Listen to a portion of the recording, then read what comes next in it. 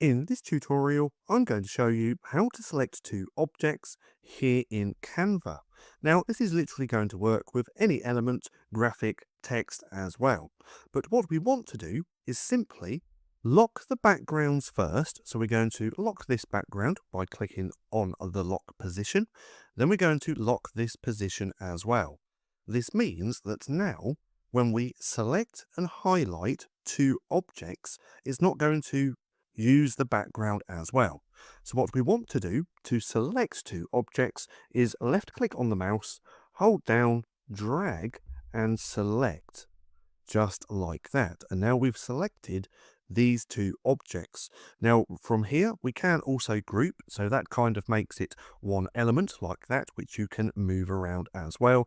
Then if you want to ungroup that, you can simply click onto that, click on ungroup, and they're both back to being two separate elements.